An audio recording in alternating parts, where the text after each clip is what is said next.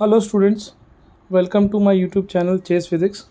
तो आज हम लोग फिज़िक्स पेपर जो हुआ है महाराष्ट्र बोर्ड का उसके बारे में डिस्कशन करेंगे, उसके सॉल्यूशन के बारे में। तो मैंने पूरा पेपर सॉल्व कर दिया है। मैंने इसीलिए टाइम लगाया क्योंकि डिटेल में मैंने सॉल्व करके रखा है ताकि आपको एक बार फिर से सारे आंसर्स पता चल जाए, और साथ ही साथ ये उन 11th स्टैंडर्ड बच्चों के लिए भी है जो अगले साल 12th में आने वाले हैं। तो स्टार्ट करते हैं टाइम ना वेस्ट करते हुए। पहला एमसीक्यू से चालू करते हैं। तो एमसीक्यू जैसे आपको पता ही है, फर्स्ट लॉ ऑफ थर्मोडायनामिक्स का आया था, is concern with the conservation of. तो उसका सही आंसर है एनर्जी। ठीक है। उसके बाद पूछा था peak value of alternating current over a full cycle is always. तो ये रहेगा ज़ीरो, क्योंकि पॉजिटिव हाफ साइकिल और नेगेटिव हाफ साइकिल दोनों का मिला के क्या हो जाएगा, मैग्नीट्यूड सम करोगे तो ज़ीरो। तो आंसर आएगा ज़ीरो। थर्ड है angle eight which maximum torque is exerted by external uniform magnetic field in electric dipole. तो मैक्सिमम क्या रहेगा, पी साइन थीटा आपको पता है ना। तो साइन थीटा मैक्सिमम कब रहेगा, जब साइन 90। तो साइन 90, तो एंगल आएगा 90। Property of light which do not change when it travels from one medium to another. तो वो क्या होगा, फ्रीक्वेंसी होगा। वैसे रूट मीन स्क्वायर आपको मैंने डेरिवेशन में बताया ही था कि it is directly proportional to square root of T. Weber per meter square, इसको हम टेस्ला भी बोलते हैं। तो एमसीक्यूज नंबर 6 का आंसर था टेस्ला। एमसीक्यूज नंबर 7th पे आते हैं। 7th में टेंशन पूछा था वहाँ पे, तो दैट इज़ mg रहेगा। उसके बाद एमसीक्यूज 8 में हमको सीधा सीधा H1R1 इक्वल्स टू H2R2 ये फॉर्मूला लगा देना था, तो आपको R2 आ जाएगा 5 सेंटीमीटर। अगला था यंग्स डबल स्लिट एक्सपेरिमेंट का, तो that is I max upon I minimum का था। तो that is A1 plus A2 the whole square upon A1 minus A2 the whole square.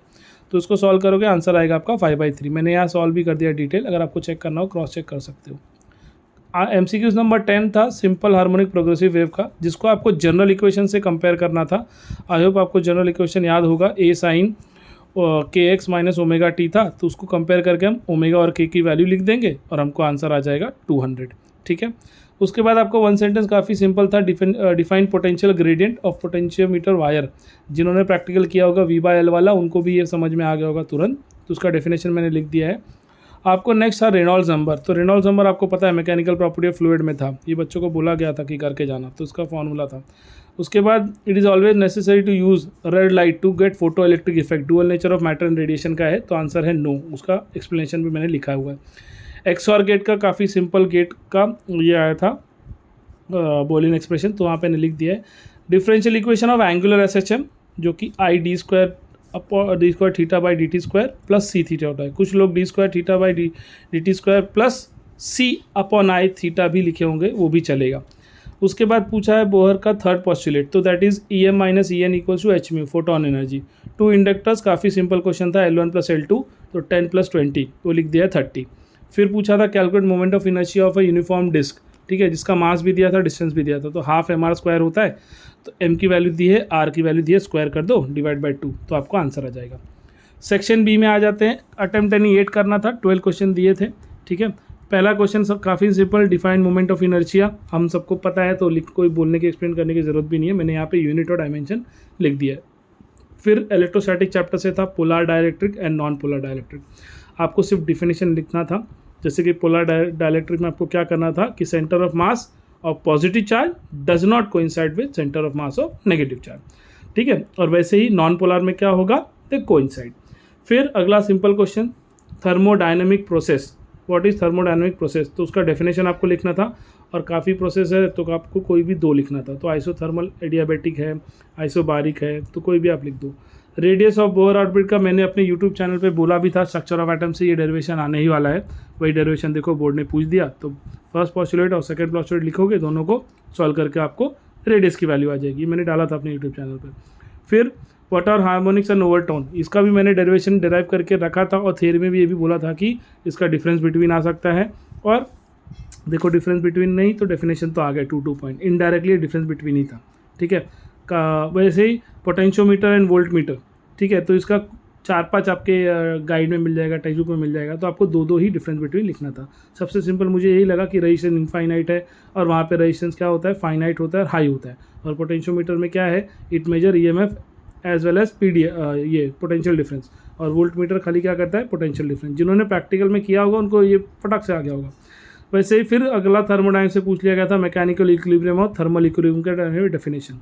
तो मैकेनिकल इक्विलिब्रियम का हमका सबसे इंपॉर्टेंट पार्ट क्या था, there should not be any unbalance force acting with in.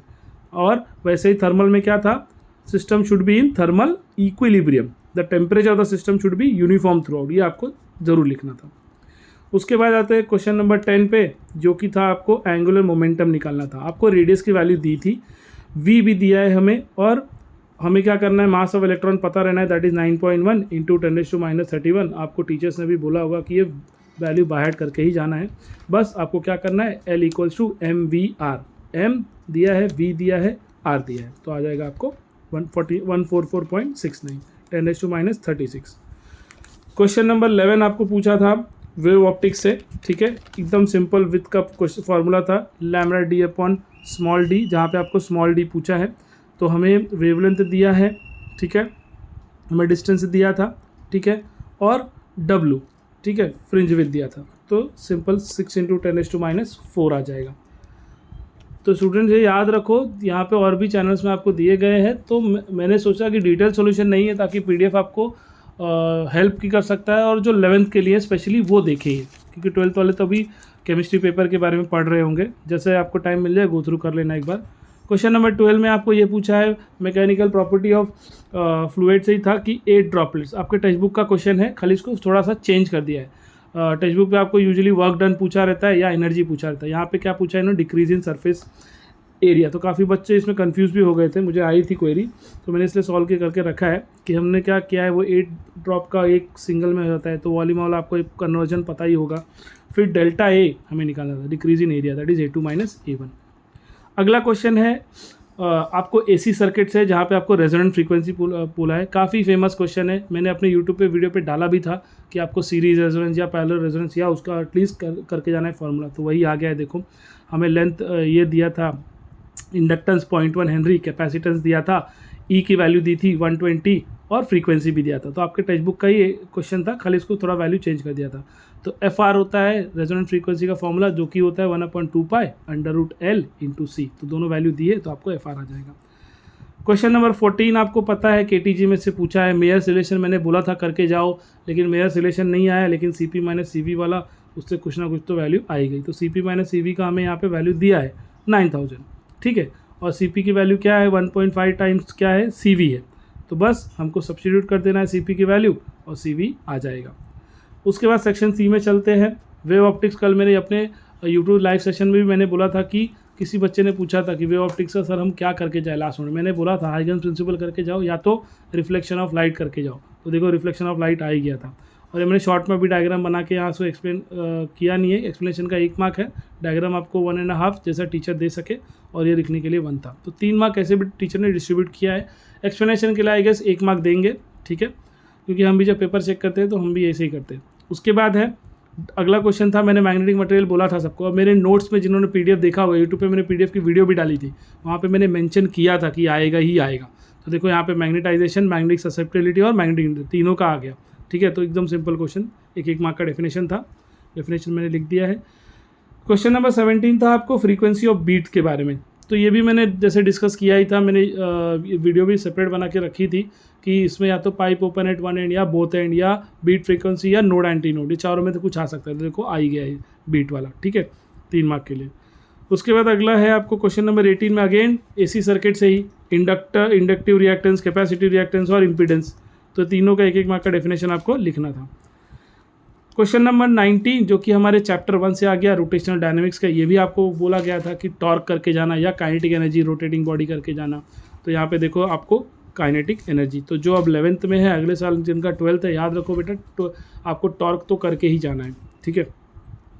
Question number 20 आया था आपको electromagnetic induction से, काफ़ी सिंपल क्वेश्चन था, d∅/dt BLV, पुराने बोर्ड्स के सिलेबस का एक बहुत फेवरेट क्वेश्चन था, जो कि इन्होंने वही ज़्यादा ईजी रखा उन्होंने।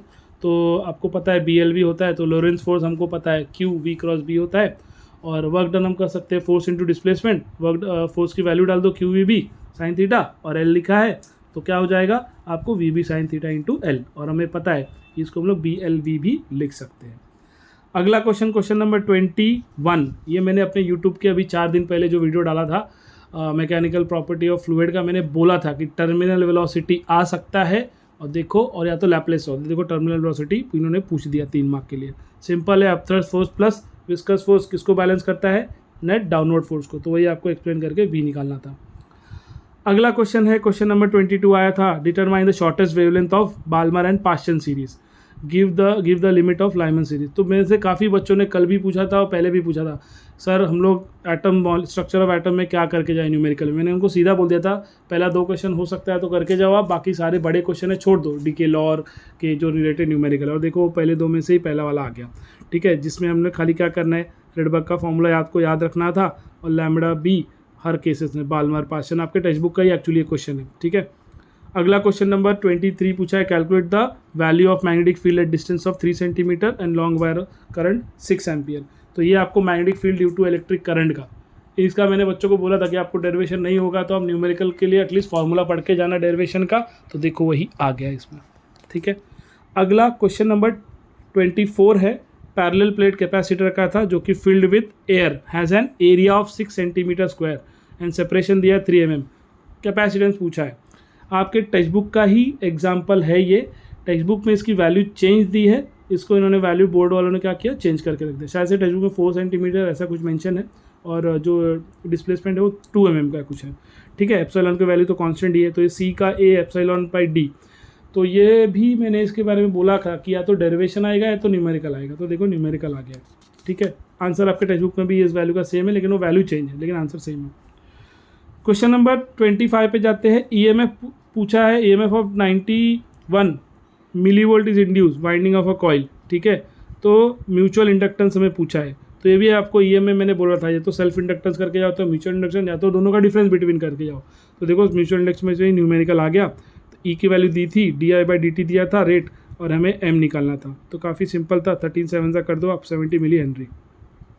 क्वेश्चन नंबर 26 स्टूडेंट्स बहुत ही बड़ा था, ये मैं मानता हूँ। आपके टेक्स्ट बुक में, आपके टेक्स्ट बुक का स्टार मार्क का क्वेश्चन है, वहाँ पे शायद से जब मेरे बच्चों को कराया था 1.5 वोल्ट और 1 वोल्ट ऐसा दिया है आपके टेक्स्ट बुक में, एक बार चेक करोगे। और इंटरनल रेजिस्टेंस तो सेम था 1 mm 2 mm, और थ्रू एक्सटर्नल रेजिस्टेंस वो भी 5 ओम दिया था, ठीक है। तो यहाँ पे इन्होंने खाली ईएमएफ की वैल्यू चेंज कर दी थी, तो करंट पूछा था, तो ये काफ़ी बड़ा सम है, यहाँ पे दोनों में KVL लगाना है, और फिर I2 की वैल्यू आएगी, तो आपको I2 की वैल्यू क्या करनी थी, पहले वाले इक्वेशन में सब्स्टिट्यूट करके I1 आ जाएगा, I2 आ जाएगा, आपको दोनों को क्या करना है, ऐड करना है, तो 14/17 इसका आंसर है। तो यही एक न्यूमेरिकल था जो काफ़ी बड़ा था, ठीक है, टाइम कंज्यूमिंग था। आई होप जो ब्रिलियंट स्टूडेंट थे उन्होंने पहले ही क्वेश्चन 8 कोई भी 8 कर लिए होंगे, तो इसको स्किप ही कर रहे होंगे, मेरे को लगता है बहुत सारे बच्चों ने स्किप किया होगा टाइम बचाने के लिए। सेक्शन डी में जैसे मैंने KTG में बोला था कि प्रेशर का इक्वेशन मैंने बोला था शायद से नहीं आएगा, क्योंकि बोर्ड ने एक ही बार पूछा है, और देखो वही क्वेश्चन आ गया, ठीक है। मैंने ये बोला था कि नहीं करके जाना, भाई बहुत बच्चों को मैंने बोला था कि मत करके जाना, अगर आपको टाइम मिले तब इसका एटलीस्ट फार्मूला तो करके रखना। तो जिन्होंने फार्मूला लिखा है उनको मार्क्स मिलेगा, ठीक है, ऐसा नहीं मार्क्स मिलेगा। तो ये प्रेशर का आ गया है, क्योंकि बोर्ड में एक ही बार हुआ था, वो बहुत पहले अक्टूबर में आया था, बहुत साल, तो अब ये देखो आ गया, तो हर साल अब बच्चे करके ही जाएंगे। अगला क्वेश्चन बहुत ही फेवरेट क्वेश्चन, सेमीकंडक्टर, ये तो मैंने बोला ही था करके ही जाना, उसका मैंने शॉर्ट्स भी बनाया यूट्यूब पे कि रेक्टिफायर के फुल वेव और हाफ वेव दोनों का। तो आपको पता ही है रेक्टिफायर क्या होता है, जो डीसी को एसी में कन्वर्ट कर देता है, तो इसका फुल वेव और हाफ वेव दोनों आपको बोला था कोई एक आएगा, तो देखो यहाँ पे हाफ वेव आ गया, तो इसका आपको डायग्राम पे मार्क्स मिलेगा, वेव फॉर्म पे मार्क्स मिलेगा, एक्सप्लेनेशन पे आपको 2 मार्क्स मिल जाएगा। अगला क्वेश्चन है क्वेश्चन नंबर 29, जो कि है NEET level diagram of suspended type galvanometer. तो बहुत बच्चों ने बोला था कि sir magnetic field due to electric हम छोड़ रहे तो क्या करना है, मैंने उनको ये बोला था कि ये डायग्राम तो आप करके जाना, आ सकता है। तो देखो आया ही डायग्राम 2 मार्क के लिए। और फिर वैसे ही ये थर्मोडायनेमिक्स का अगला क्वेश्चन था, जहाँ पे हम लोग डब्ल्यू पता है P इंटू डेल्टा V, तो हमने VF दिया है, VF नहीं पता है, हमें VI दिया है, प्रेशर भी दिया है, वर्क डन भी दिया है, तो आपको इजीली आ जाएगा। आपके टेक्स्ट बुक का क्वेश्चन है, लेकिन वैल्यू चेंज कर दी है। अगला क्वेश्चन था, मैंने बोला था ये सेकंड पेंडुलम का या तो डेफिनेशन करके जाना, और आइडियल सिंपल पर कह रहा, तो उसमें सेकंड पेंडुलम डेफिनेशन इन्होंने पूछ दिया, और फॉर्मूला तो सबको पता ही है इसका, काफ़ी ईजी है, ठीक है, G/π² हो जाएगा।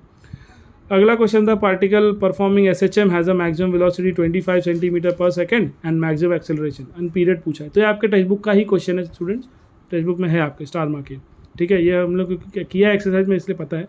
VMX का वैल्यू आपको पता है, A ओमेगा है, एक्सेलरेशन मैक्सिमम का फॉर्मूला पता है, A⍵² है, तो बस दोनों को रेशियो ले लो और हमें टाइम पीरियड आ जाएगा। ये टेक्स्ट बुक का ही एग्जाम्पल है, ठीक है, मतलब क्वेश्चन।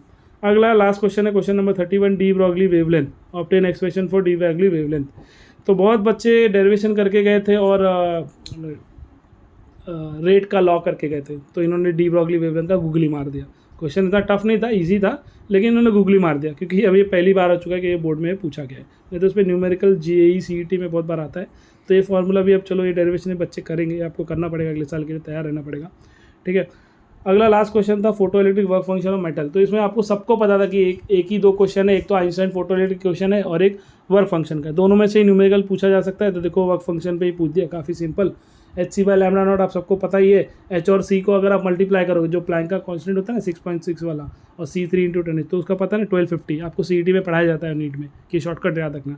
तो बस जिनको शॉर्टकट याद रखा होगा उन्होंने 1 मिनट में सॉल्व कर दिया होगा, क्योंकि फाइनल तो दिया ही है 4.2, तो इसका आंसर है 297.6। ऐसा ही मिलता जुलता क्वेश्चन आपके टेक्स्ट में है, जहाँ पे उन्होंने वेवलेंथ दिया है 270 मीटर आई गेस, और उनको पूछा गया है फोटो इलेक्ट्रिक वर्क फंक्शन, लेकिन यहाँ पे कैसा कर दिया, वैल्यू चेंज कर दिया है और क्वेश्चन का नज़रिया ही चेंज कर दिया, मतलब फॉर्मूला तो सेम ही था, ठीक है। तो आई होप स्टूडेंट्स आप लोग जो भी अभी 12th दे रहे हैं, कल परसों केमिस्ट्री का पेपर है, उसके लिए आप तैयारी करो, और ये सॉल्यूशन आप जब टाइम मिल जाए फ्री तब चेक कर लेना एक बार डिटेल। काफ़ी बच्चे जो लिखेंगे कि उन्होंने कितना मार्क्स है उनको पता करना है या क्वेश्चन में डाउट होगा, इसलिए मैंने फुल डिटेल सॉल्व करके रख दिया है। क्योंकि जो स्मार्टर होते हैं तो उनको तो पता ही होता है, लेकिन जो बेचारे एवरेज बच्चे होते हैं उनको ये डाउट रहता है कि कौन सा क्वेश्चन सही है कौन सा गलत है, इसलिए मैंने डिटेल सॉल्यूशन बनाया है। और सिमिलरली जो अभी 12th स्टैंडर्ड में है, 11th स्टैंडर्ड में है और 12th में जा रहे हैं, तो उनको तो ज़रूरत पड़ेगी, इसीलिए PDF के साथ मैंने बना दिया है। और ये PDF मैं अपने इंस्टाग्राम पेज पे भी अपलोड करने वाला हूँ, फिजिक्स नोट, तो वहाँ पे आप इसको सेव भी कर सकते हो। तो आई होप सबको ये डाउट क्लियर होगा पेपर आज के बारे में। तो I hope all the best for your chemistry paper. Thank you.